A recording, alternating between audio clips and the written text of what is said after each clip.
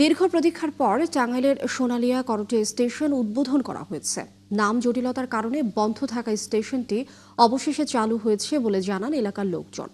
সকালে ফিতা কেটে এর উদ্বোধন করেন বাংলাদেশ রেলওয়ে মহাপরিচালক আফজাল হোসেন। এম এ রাজ্জাকের তথ্য ছবিতে প্রতিবেদন। প্রায় দেড় যুগ ধরে বন্ধ ছিল সোনালিয়া করটিয়া রেল স্টেশন। স্টেশন বন্ধ থাকায় ভোগান্তিতে ছিল এলাকাবাসী। নাম জটিলতায় বন্ধ থাকা স্টেশনটি অবশেষে প্রায় 15 বছর পর চালু হলো। এখানে সকল আন্তনগর ট্রেন থামার পাশাপাশি আশপাশের সড়ক উন্নয়নের দাবি জানান এলাকাবাসী। এলাকার লোকজনের যাতায়াতের জন্য আমরা সেই গাড়ি দিয়ে গেতাম। ওইখানে গেলে অনেক পয়সা খরচ হইতো। এখানে স্বল্প খরচে আমরা ঢাকা বা দেশের অন্য জায়গায় আমরা যেতে পারবো। ছাত্রদের যাওয়া আসার সুবিধা হচ্ছে, এমনকি করডে হাটে শত শত মানুষজন 3 দিন হাট হয় আমার করডে হাটে, যা যাতায়াতের অনেক সমস্যা। ভার্সিটি আছে, সাদত বিশ্ববিদ্যালয় কলেজ আছে, করডিয়ার হাট আছে। আমাদের এলাকার অনেক উন্নয়ন হবে, অনেক যাত্রী হবে। যে স্টেশন, এই স্টেশনে আমাদের জন্য যেন আরো চারটা রেলের ট্রেনের ব্যবস্থা করে দেয়। রেলওয়ে মহাপরিচালক জানান, প্রথমে একটি ট্রেন দিয়ে যাত্রা শুরু করলেও পরে এর সংখ্যা বাড়ানো হবে। এছাড়াও টাঙ্গাইল কমিউটার ট্রেন চালু করা হবে। পাশাপাশি জাতীয় নির্বাচনে রেল লাইনে ব্যাপক নিরাপত্তা জোরদার করা হবে। তো শুরু হলো আর কি, এই ট্রেনটা দিয়ে আজকে শুরু হলো। তো পর্যায়ক্রমে আমরা অন্যান্য ট্রেনের যেহেতু এখানে ডিমান্ড আছে, চাহিদা আছে, সেই হিসাবে আমরা এখানে স্টপেজ সংখ্যা আরো বাড়াই দেব, ট্রেনের সংখ্যা বাড়াই দেব। স্টেশন চালুতে টাঙ্গাইল সদর, বাসাইল ও সখীপুর উপজেলার মানুষ উপকৃত হবে। এছাড়া ঐতিহ্যবাহী সরকারি সাদত কলেজ ও করটিয়া হাটের লাখো মানুষ এর সুবিধা ভোগ করবে বলে জানান সংশ্লিষ্টরা। নূর তাজমিন নীর, ৭১। এ বিষয়ে বিস্তারিত জানবো এই মুহূর্তে সহকর্মী এম এ রাজ্জাক যুক্ত হচ্ছেন সেখান থেকে।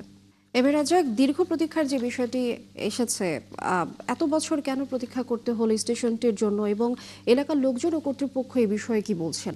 লিনিয়া, আমি যেখানে দাঁড়িয়ে কথা বলছি এটি হচ্ছে করটিয়ার যে সোনালিয়া স্টেশন, সেই সোনালিয়া স্টেশনে দাঁড়িয়ে আমি কথা বলছি। আপনি দেখতে পাচ্ছেন যে এখানে যে স্টেশনটি, এই স্টেশনটি আসলে কতটা গুরুত্বপূর্ণ এই বিষয়টি কিন্তু এলাকার স্থানীয় লোকজন জানিয়েছেন।